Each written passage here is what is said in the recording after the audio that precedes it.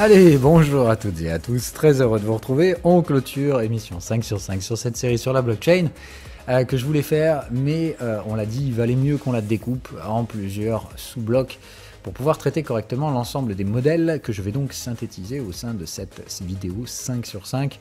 Sorte de conclusion, on va dire, sur tout ce qu'à mon avis vous devez savoir pour vous préparer au prochain cycle crypto. On va revenir évidemment donc sur beaucoup de fondamentaux. Je vous le rappelle ici, on ne va pas parler juste de spéculation, savoir quel token va monter, etc. On parle bien donc de valeur, d'investissement, où est-ce que concrètement un capital alloué profitera de l'aspect temporel, avec toute l'incertitude évidemment de la nature spéculative, de pump and dump, etc. Je vous rappelle, les prix peuvent aller où ils veulent entre 0 et l'infini. C'est juste concrètement un actif qui a de la valeur ne peut pas aller à 0. Il ne peut pas aller à l'infini non plus, puisque normalement, concrètement, il n'y a que les schémas de Ponzi qui peuvent monter jusqu'au ciel. Donc on fait encore une fois attention, la valeur, c'est comment concrètement on sélectionne ces projets qui ont donc de la valeur dans cet écosystème blockchain. On avait donc répondu à ça en partie avec différentes premières parties de cette série de vidéos. Particulièrement ici, je fais référence à la partie 1 sur 5 que je vous invite à revoir si ce n'est pas déjà clair. Donc ici, rappel, on utilise ce principe-là pour séparer de façon logique et aussi donc d'autres modèles derrière. On en avait parlé, tout est là-dedans, mais le principal à retenir, c'est surtout celui-ci, que la plupart des cas d'application aujourd'hui de la blockchain ne sont absolument pas durables dans le sens où ils ne sont même pas économiquement viables puisqu'ils ne répondent pas à des besoins réels et ou ne peuvent pas justifier le coût inhérent de l'implémentation d'une technologie blockchain. Autrement dit, la plupart du temps ici, une pure base de données centralisée ou même, on va dire, une base de données partagée, peut tout à fait faire usage et ne justifiera en aucun cas le déploiement d'une technologie distribuée, open source et publique qu'est la blockchain. Je vous rappelle tout ce qui est privé, blockchain, machin, bidule, comme on a pu voir par exemple sur des trucs comme Quant Network et des machins comme ça, c'est zéro, c'est pas de la blockchain, un truc comme ça, ça sert à rien, ça s'appelle un registre. Donc on fait encore une fois attention à pas acheter des trucs qui n'ont aucune valeur. Deuxio, donc on avait dit dans cette série-là, d'accord, quand on sépare les 95% de trucs qui soit ne sont pas des cryptos, soit des trucs qui servent à rien, c'est-à-dire qui ne sont pas économiquement viables dans le temps, et qui ne remplissent aucun besoin technique, c'est concrètement juste on a mis blockchain et on a mis un token parce qu'il y a plein de gens cons qui sont prêts à acheter ces trucs-là, et on est au bord de l'arnaque, voire, comme on l'a dit ici, du schéma de Ponzi, c'est-à-dire des méthodes de communication qui vont attirer des investisseurs très spéculatifs. Et évidemment, tout ceci s'écrase sur lui-même quand on se rend compte en réalité que ces trucs n'ont pas de valeur. Donc, faites attention, et ceux-là, leur prix peut aller dans la stratosphère. C'est jusqu'à ce qu'il y ait plus un con, plus con que le précédent, pour acheter. Quand il n'y a plus assez de cons à exploiter, tout s'écroule. Et quand les gens veulent retirer, c'est là qu'ils se rendent compte qu'en fait, il n'y avait pas de fondement. Donc on a fait attention, ça, tout ceci est détaillé dans la première vidéo. La deuxième, on avait parlé des leçons du bear market. Ici, je résume très succinctement, sinon vous allez regarder. Ce qu'il fallait retenir, c'est qu'il y avait donc deux effets conjoncturels qui nous amènent dans la situation dans laquelle on est, de ce bear market, entre guillemets, un peu surprise. Et la conclusion de tout ça, c'est donc, si on prend les deux effets collatéraux, le premier, c'était effectivement le redémarrage post-cycle de 2019 avec une forme de sélection naturelle. Les bitcoins, Ethereum et quelques autres gros étaient repartis.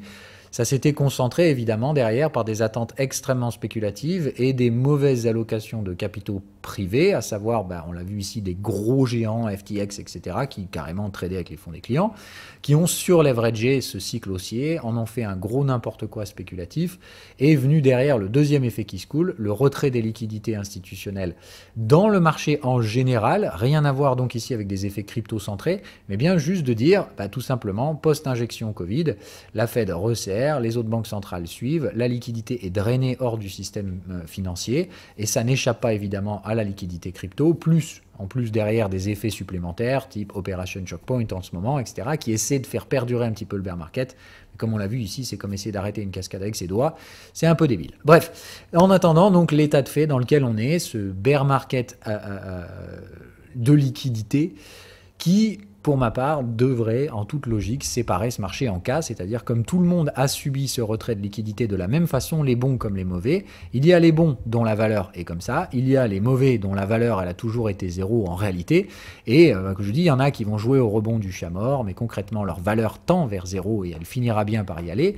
Plus on joue sur ces actifs-là, plus on joue soit de manière spéculative, soit carrément on participe à des Ponzi, c'est-à-dire attirer des gens plus cons que soi-même, jusqu'à ce que, et voilà, et c'est vraiment pump and dump, c'est dans ce cas-là, comme on l'a dit, sortir avant les autres, puisqu'on sait très bien qu'il n'y a pas de porte de sortie, il faudra donc sortir avant les autres. C'est participer à des pump and dump. Hein. Donc comme on l'a dit, ces actifs qui n'ont pas de valeur, de toute façon, plus vous restez dessus longtemps, plus vous tendrez vers zéro et la perte totale du capital qui aura pu être investi. Dans un deuxième cas, on l'a dit, quelques actifs, eux, ont une valeur parce qu'il y a des besoins, comme on l'a dit, attention, besoins liés soit à la possibilité de censurer, soit à la besoin de déployer une infrastructure collective, et avec des intérêts non alignés, etc. Enfin, tout ce qu'on a vu dans le schéma de la blockchain. Et dans ce cas-là, effectivement, ces projets-là, eux, n'auront probablement aucun mal à suivre les différents autres modèles hein, qu'on avait déjà vus, ces modèles d'adoption. C'est-à-dire qu'après les phases de hype, la hype ne reviendra jamais aussi fort qu'elle a pu l'être. Il ne peut y avoir ici, pour que la valeur continue de monter, que deux choses succinctes, c'est-à-dire des ruptures technologiques et derrière des S-curves d'adoption. D'accord? Donc, des ruptures technologiques en S-curve et des courbes d'adoption qui suivent ce schéma, hein, le bon vieux schéma que vous connaissez, c'est-à-dire, là encore, la courbe que je n'ai pas mis ici, mais que vous connaissez, hein, la fameuse, comme ça, là, avec donc les 50% et le chasm ici. Donc voilà, vous vous rappelez de ces trucs-là, normalement, c'est les modèles qu'on avait déjà vus. Ok? Donc par rapport à toutes ces notions, normalement, vous devez être capable de comprendre où on en est dans ce schéma, quelles sont les blockchains qui ont réellement de la valeur, vont pouvoir S-curve et être adoptées, et elles pourront prétendre à un retour aux ATH. Les autres, elles tendent vers zéro, puisque de toute façon, le capital va donc, comme on l'a dit, se recentrer. Ici, un des modèles que je trouve assez intéressant et qu'on va redéployer un petit peu plus tard. Le modèle de compatibilité et gestion, très rapidement, on en avait parlé, c'est très important que ce soit vu là-dessus. Le but, de toute façon, de toutes ces blockchains, c'est d'être profitable pour les blockchains qui chercheront à produire un rendement passif. Toutes les autres, elles seront soit au ras des pâquerettes, c'est-à-dire qu'elles auront un modèle de comptabilité de type service public, c'est-à-dire qu'elles vont opérer à perte ou à break-even, le but étant dans ce cas-là que, évidemment, le coût social global justifie la dépense si on est à perte. C'est-à-dire, dans ce cas-là, il va falloir que du capital extérieur vienne entretenir l'infrastructure. Et il faudra donc, dans ce cas-là, que cette infrastructure commune, elle ait un intérêt et un bénéfice net par rapport à la dépense de son entretien. Dans ce cas-là, on a des blockchains qui opéreront à perte, avec des processus où concrètement la blockchain n'est pas profitable, mais elle rend un service qui justifie la dépense constante. C'est un peu comme un service public. Hein. Concrètement, je l'ai dit, l'hôpital, c'est pas rentable et c'est devrait pas être rentable. C'est pas son objectif. C'est la société qui paye pour que l'hôpital fasse son bien commun, entre guillemets. Donc là, on l'a vu, mis à part, et bien comprendre la séparation de ces trois modèles économiques. Le modèle économique à perte, mais doit apporter un bénéfice public. On a vu celles qui fonctionneront à break-even, c'est-à-dire celles qui auront plutôt un fonctionnement type associatif, redistributif, etc. Et évidemment, donc, les troisièmes modèles, les modèles profitables, ceux qui, eux, vont devoir générer un bénéfice net pour justifier l'investissement en capital dessus. Justement, toutes ces blockchains qui ont une grosse market cap seront probablement celles qui rentrent dans ce dernier modèle. OK. Et dernièrement, on avait vu le modèle d'organisation, très important pour bien comprendre ici la notion que tout ne peut pas se produire dans un ordre non organisé. Il y a une forme d'organisation stratégique dans le déploiement des blockchains. Ce modèle-là qu'on avait vu, le SDN, et la blockchain tente aujourd'hui déjà à coller très significativement à ce modèle-là. On l'avait dit donc, infrastructure, protocolaire, et uniquement quand l'infrastructure et le protocolaire sont construits et décentralisés, viennent les cas réels d'utilité décentralisés. Sinon, tout ce que vous avez aujourd'hui, ce sont des applications centralisées qui reposent soit sur des protocoles inexistants ou carrément des protocoles centralisés, ou alors, sinon, voilà, je vous dis, la plupart du temps, on ne peut pas vraiment parler de technologie distribuée. Pour parler d'une technologie distribuée, il nous faut effectivement un réseau interconnecté, et on l'a dit, c'est l'enjeu du prochain cycle, la sélection naturelle. Il nous faudra des protocoles qui vont eux-mêmes se décentraliser avec ces techniques, comme on l'a vu, de sub-DAO. Et derrière, on aura les vrais premiers cas d'application décentralisée. Ce sera probablement au sein du prochain cycle le cas pour la fameuse finance décentralisée qui aujourd'hui bénéficie de protocoles dont la décentralisation est loin d'être parfaite, mais elle va continuer de s'opérer au sein du prochain cycle. Donc on devrait voir les premiers cas d'usage de vrais dApps dans la DeFi et autres cas d'usage qui ont déjà fait preuve de leur survivabilité durant ce bear market. Voilà. Donc, si on reprend un petit peu tout ça, donc on va repasser l'essentiel des modèles, de certains que vous connaissez, d'autres que vous connaissiez déjà et que je ne nécessitais pas nécessairement de redéployer une vidéo de 30 minutes là-dessus. Et aujourd'hui, on synthétise un petit peu tout ça pour vous faire comprendre, donc concrètement, pourquoi aux préparations et aux préparatifs du deuxième cycle, quelle va être la nature, enfin du prochain cycle, quand il voudra bien démarrer. Et là, encore une fois, si vous êtes investi sur la valeur, il faut bien comprendre que chaque jour qui passe vous profite, puisque de toute façon, les prix devront tendre vers cette valeur. Comment il faut, quels sont les modèles qui permettent de l'identifier, puisqu'il ne s'agit pas encore ici d'une boule de cristal, je ne connais pas plus l'avenir que vous. La différence, c'est que j'utilise des modèles, ce qui rend le processus de raisonnement beaucoup plus rationnel que le pur aléatoire de mon token favori.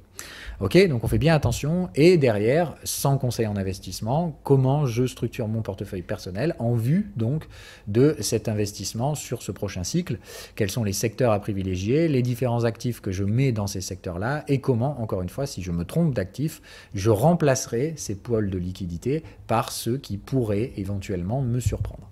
Voilà, donc normalement à la fin, la blockchain n'aura plus aucun secret sur vous, pour vous, d'où on est, enfin où on est, d'où est-ce qu'on vient, quelle est la suite la plus probable, etc., etc. Ok, donc on y revient, donc on va dire attention, tout ce qui est blockchain qui ne sert à rien égale 95% de valeur qui tend vers zéro, tout l'argent que vous mettez là-dedans est soit consciencieusement vu et alloué comme du pur trading spéculatif. Là encore une fois, il va falloir timer correctement vos entrées, savoir ce que vous faites. Hein. Si vous jouez à Pump and Dump, bah, concrètement, il faut savoir que vous êtes en train d'arnaquer quelqu'un, hein, quelqu'un que vous ne connaissez pas, qui vit à l'autre bout du monde et qui va acheter après vous, dans le même but comme vous de réaliser un profit de court terme.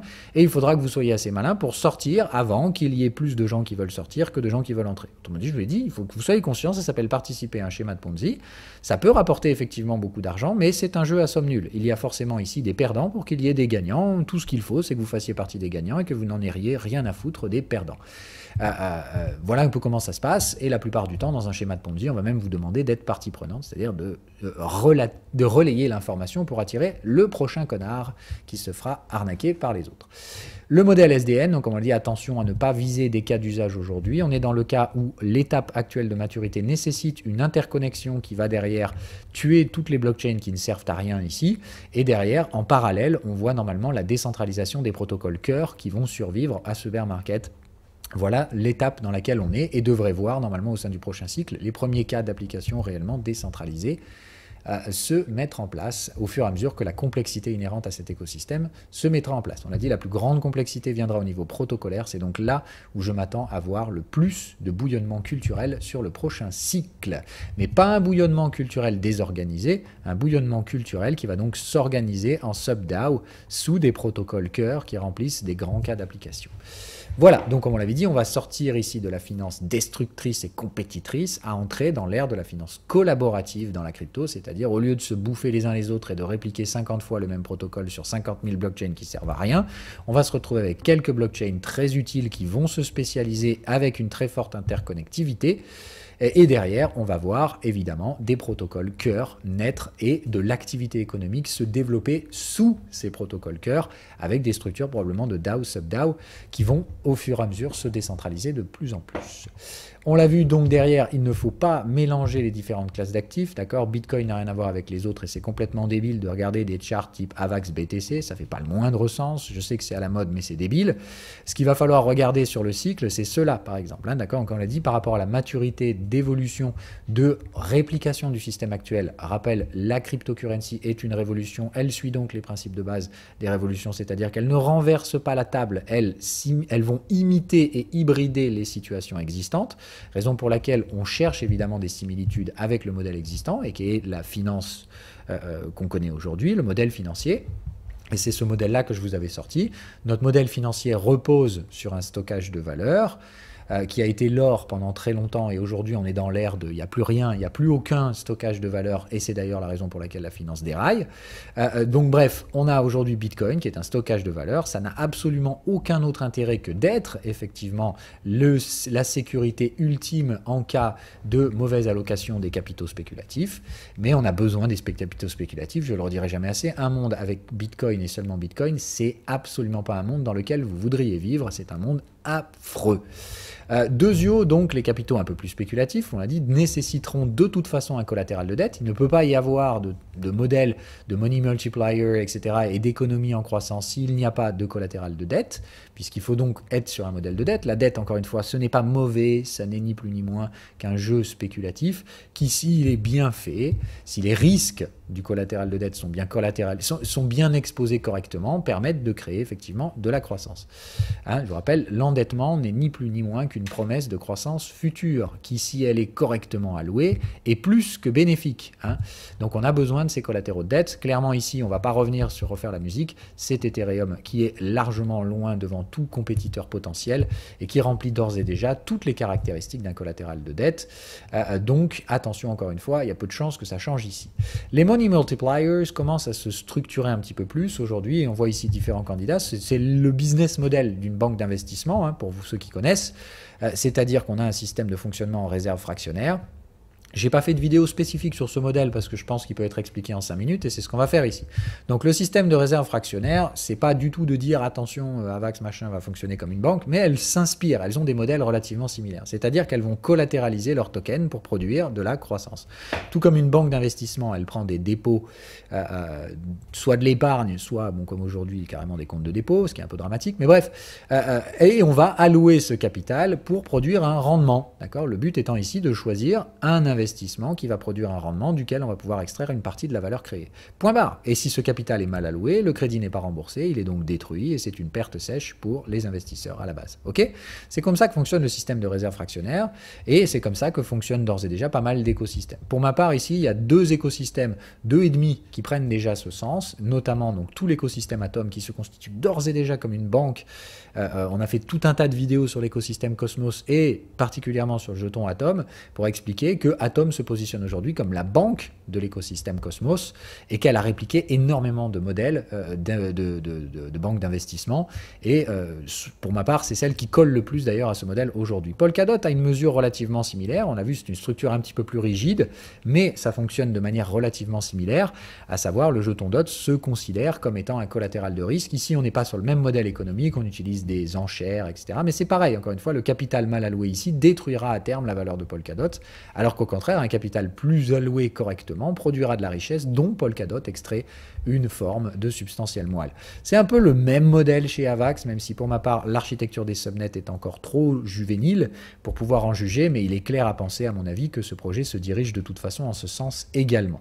Donc d'une forme d'extraction de valeur par l'allocation de capitaux Avax. Voilà. Donc pour ma part ici, c'est pas un biais et conneries, je sais qu'il y en a qui disent que je suis trop Cosmos, non, c'est juste que je connais encore une fois ces modèles bancaires, je sais comment ils fonctionnent, et je suis donc capable de tresser les parallèles. Pour moi aujourd'hui, cet écosystème est très largement en avance par rapport à ces 2 autres compétiteurs. L'écosystème Solana, pour moi, pourrait éventuellement constituer une forme 2, mais j'ai toujours énormément de mal quant à certaines choses. On fera une vidéo de mise à jour peut-être sur Solana, et qui risque de pas trop plaire d'ailleurs aux fans de Solana. Mais bref.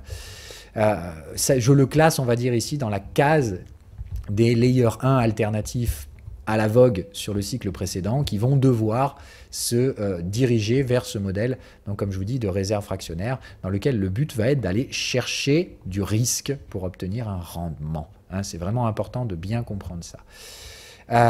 Ok, donc derrière les value creators, donc comme on l'a dit ici, c'est tout ce qui va être à mon avis l'environnement protocolaire ou app-chain, c'est-à-dire ici le but va être d'extraire de la valeur. Ici il faudra être profitable, on pourra évidemment fonctionner avec des modèles à perte dans les premières années puisqu'on l'a dit dans la vidéo sur le modèle comptable. La plupart des entreprises opèrent à perte pendant la première année de leur existence, c'est tout à fait normal, mais par contre ici il est hors de question d'être à perte, d'accord? Sauf si on l'a dit, on est dans ce cas-là dans une infrastructure type Layer 1 qui remplit un besoin spécifique, soit communautaire, dans ce cas-là la communauté dépensera globalement pour entretenir cette infrastructure parce qu'elle en tire un bénéfice net, d'accord? On l'a dit, on est sur le modèle ici ça va fonctionner à perte, mais on a plus de bénéfices à travailler ensemble sur cette infrastructure, d'accord? Dans ce cas-là, les parties prenantes à cette infrastructure décentralisée financeront son coût.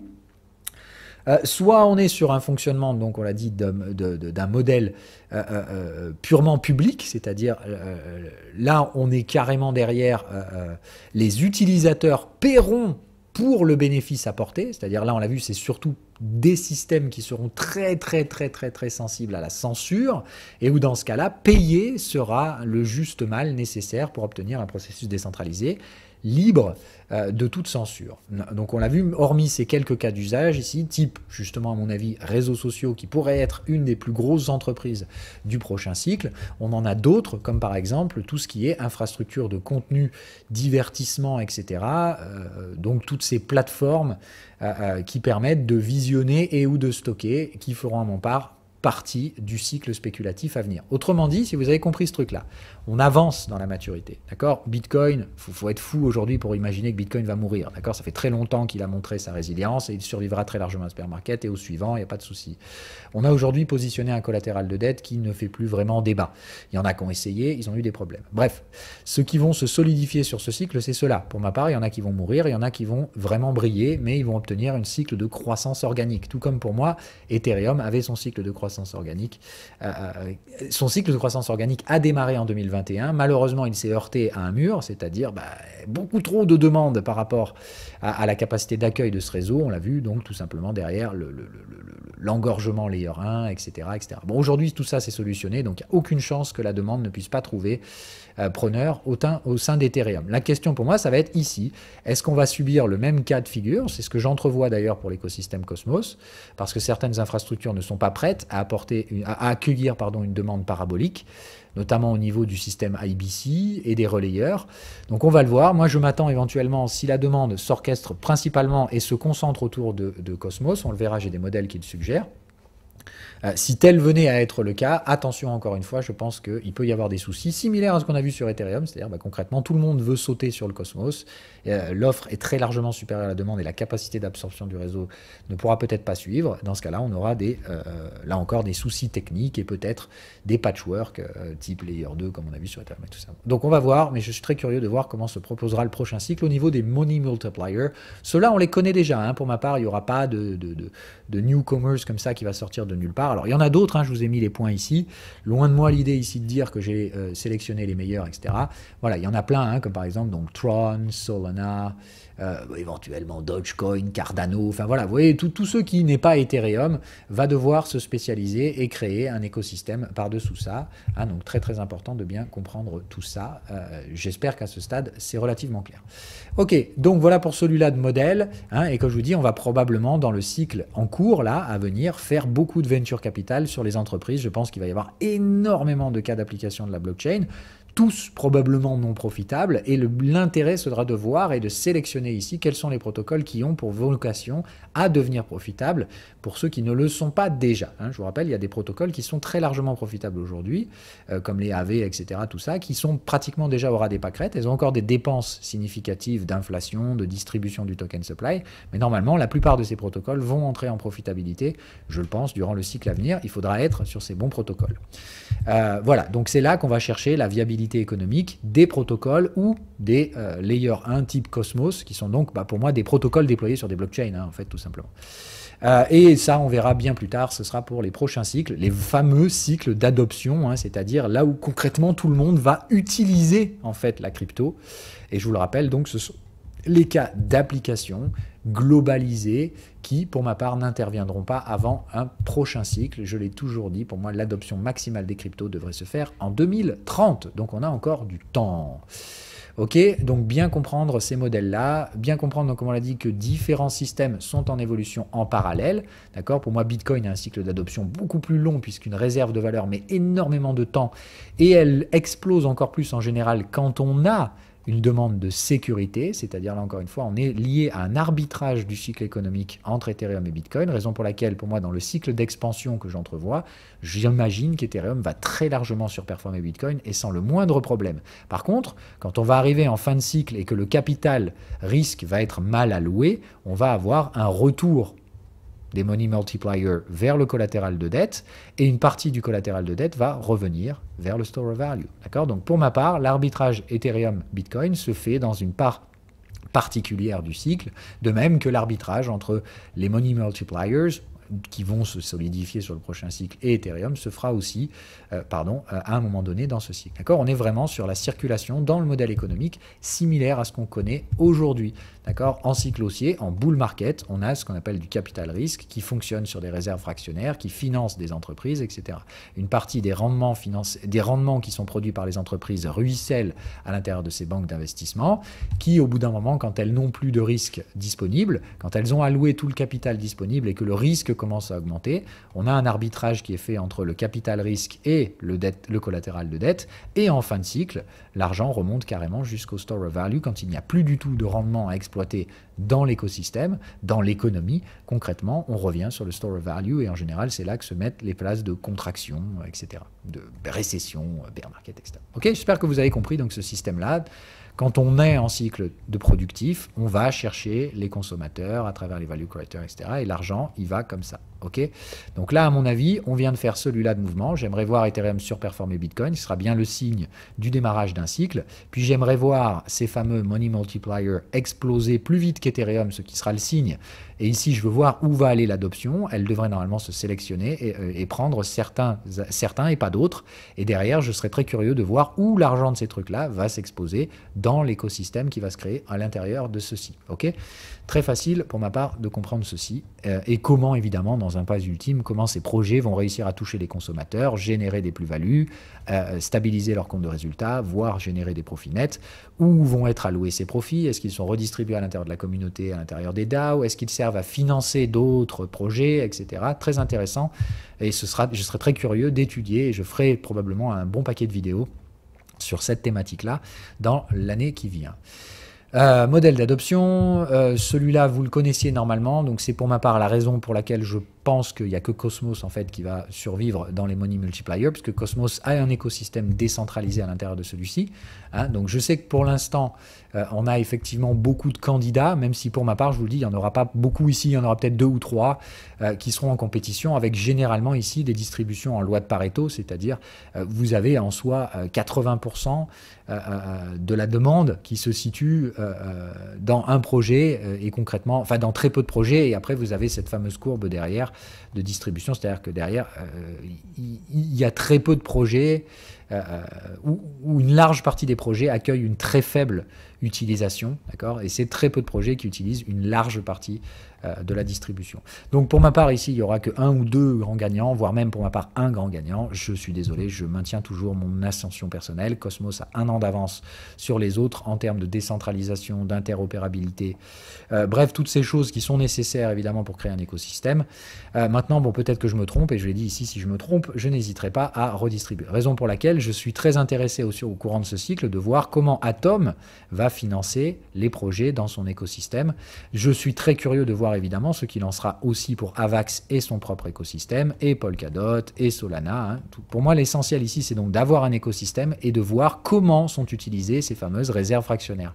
Comment est utilisé le token référent pour aller collatéraliser du risque sur les projets sous-jacents. Je suis donc très curieux de voir ces modèles-là. Bon, pour ma part, chez Solana, c'est tellement centralisé que, bon, voilà, il suffit juste de suivre les grants de la Solana Foundation.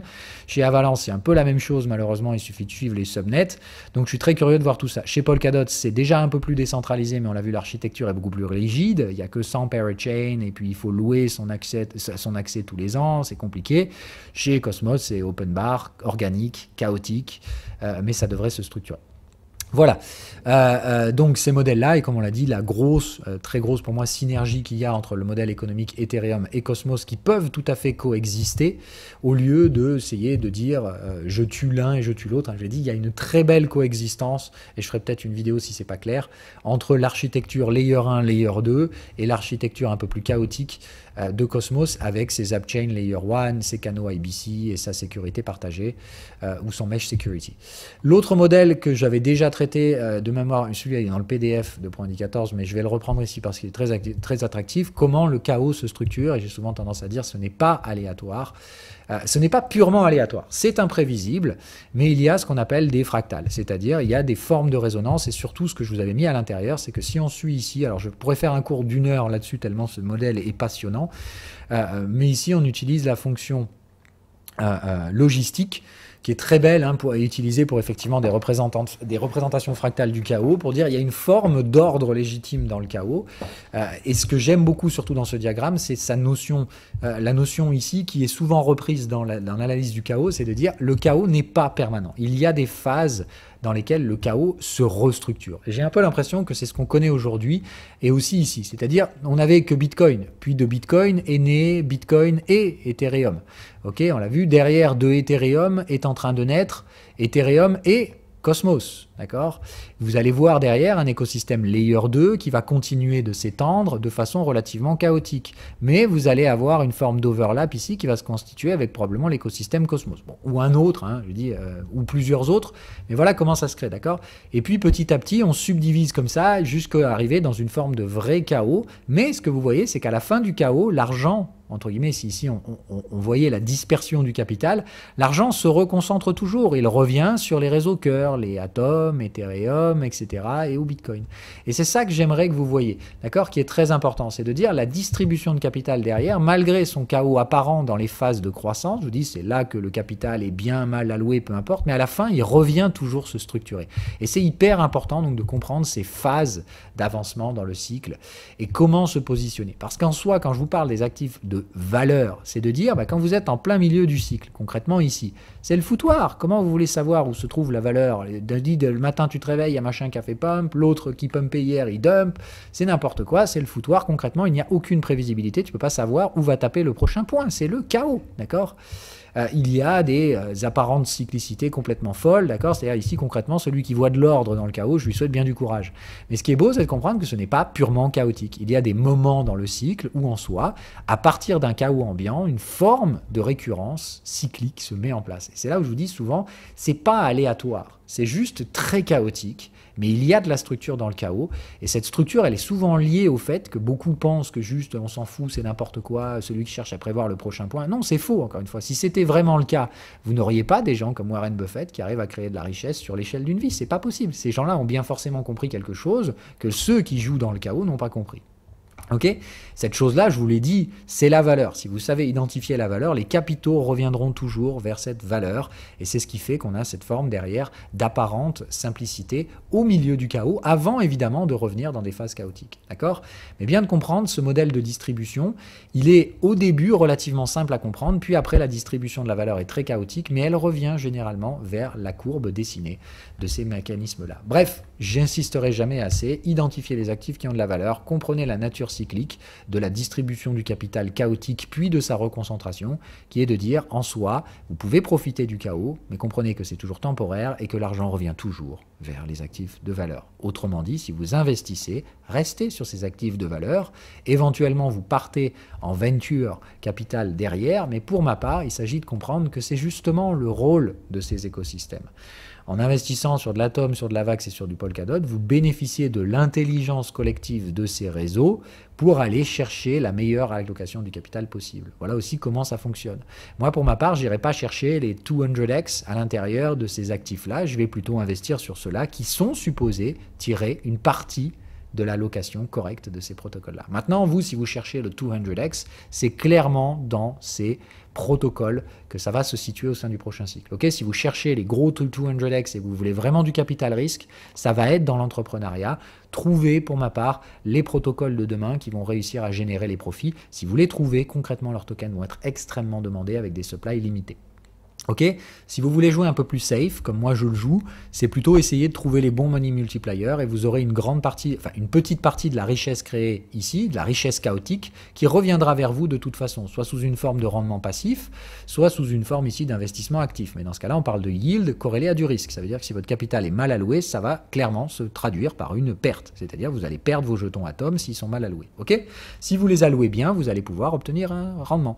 Voilà, je ferai une vidéo là-dessus pour vous expliquer comment Cosmos prend d'ores et déjà le système d'une banque, même si on a déjà bien dégrossi une partie de ça. Ok, même chose pour l'écosystème Ethereum, qui va donc aller s'investir au travers des money multipliers dans différents protocoles, où, ici on l'a dit, ces money multipliers, ce sont les layers 2 pour Ethereum, donc au travers des layers 2 qui vont aller créer des protocoles, etc. Ok, donc très important de comprendre ça à ce niveau-là. Donc parmi les money multipliers, on n'a pas que Avalanche et que mais les autres, ce sont des layer 2. Ici, par contre, on a une forme d'héritance, c'est-à-dire que malheureusement, les layer 2 héritent de la sécurité Ethereum. Ils sont donc pour ma part totalement dépendants. Voir du coup comment on peut... est-ce qu'il faut créer une classe spécifique pour les layer 2 ou pas? J'hésite encore. Mais pour moi, les layer 2 sont en compétition directe avec les Cosmos, etc. Puisqu'ils servent le même but, hein, générer du rendement par de l'allocation de capital. Ok, donc modèle d'allocation, modèle ici, les diagrammes de Feigenbaum, comment le chaos s'organise, et le dernier, donc comme on l'avait vu, la forme composite que prend l'écosystème, c'est-à-dire on a une forme ici de décentralisation maximale, hein, mais on a effectivement à l'intérieur de ça des hubs, hein, qui eux sont relativement parfois centralisés, ou peuvent prendre la forme de hierarchical coordination, ça c'est ce qu'on verra surtout à l'intérieur des DAO, d'accord, mais en gros on a un écosystème comme ça, c'est-à-dire, on l'avait dit, ça c'est la fameuse base infrastructurelle qu'on a vue sur le SDN, où tout le monde est interconnecté et où l'argent peut circuler librement entre chaque nœud du réseau. Okay, ces nœuds du réseau derrière construisent et sont basés sur une architecture protocolaire qui a plutôt tendance ici à suivre des modèles de hierarchical coordination, c'est ce qu'on avait dit, il y aura plus un écosystème de coordination à l'intérieur des différents protocoles cœurs. Rappelez-vous, donc SDN, d'accord. Ici, on est plutôt dans le modèle que vous avez vu en bas, interconnecté. Ici, on est plutôt dans le modèle SubDAO, d'accord. Ça se déploie avec des SubDAO qui sont elles-mêmes, ok. Donc, compris ce système-là, j'espère que c'est clair. Okay, créant derrière, à mon avis, à terme, d'accord, cet écosystème ici qui est basé sur des formes d'interconnexion, etc. Et ça, c'est l'écosystème Cosmos, d'accord. C'est-à-dire, à l'intérieur de cet écosystème-là, on a une forme de recherche chaotique par la coordination ou la compétition qui crée des hubs, etc., plus ou moins connectés que d'autres. On l'a vu, à l'intérieur de certains hubs, on peut avoir une forme de coordination centralisée, comme on peut le voir avec l'ICS V1, par exemple.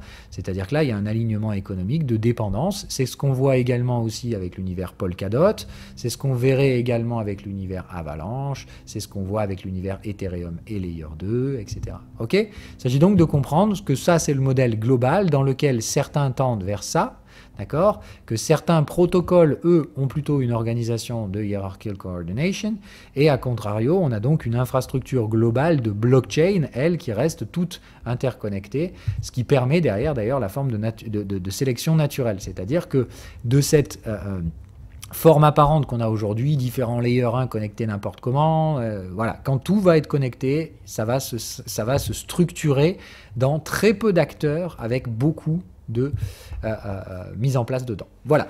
Donc j'espère que maintenant vous comprenez donc ces différents modèles d'organisation logique, d'accord? C'est pas aléatoire du tout.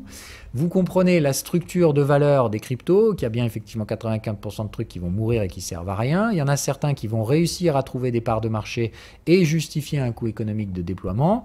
Pour les parties infrastructurelles, j'entends bien. Pour la partie protocolaire, le but ici, ça va être de générer des revenus et de redistribuer ces revenus correctement pour avoir un business model durable. Mais tout comme aucune entreprise perdure sur 200 ans, d'accord, il y aura des cycles économiques, de protocoles qui vont mourir parce qu'ils seront mal gérés, ou etc. etc. D'accord. Là, ici, il va y avoir vraiment une gestion granulaire de type microéconomique extrêmement complexe et imperceptible à l'œil d'un être humain, à l'échelle d'un humain, raison pour laquelle, pour ma part ici, ça restera venture, c'est-à-dire toujours des faibles pourcentages d'allocation de mon capital, et éventuellement au niveau de la maturité du cycle, je vous l'ai dit, cette allocation de capital qui va du faible risque vers le risque nécessitera pour ma part de structurer ces portefeuilles en lieu et connaissance de l'avancement de ces cycles. D'accord? C'est extrêmement important donc de bien comprendre ça, qu'il va y avoir des cycles et des sous-cycles économiques. Et pour ça, je prends un dernier modèle et ensuite on s'arrête. Voilà, c'est le dernier modèle, celui que vous ne connaissiez pas encore jusque-là. Il mériterait une vidéo à lui tout seul aussi. Mais c'est tout simplement donc de comprendre comment différents cycles économiques ont souvent tendance à s'interopérer par des cycles de 3.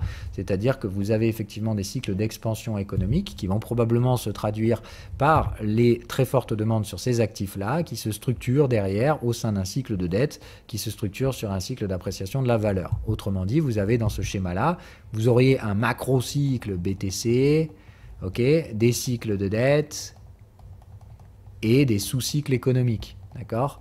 Et donc bien de comprendre que dans cette architecture, effectivement, pendant les premiers âges, on est surtout basé sur une allocation de risque du capital valeur, c'est-à-dire qu'on a une large partie du capital qui s'octroie dans l'actif de valeur référente, l'or, puis petit à petit, le marché tend vers le risque. Pour ma part, le cycle précédent qu'on a connu, c'est ce cycle-là, avec une forte demande sur Ethereum.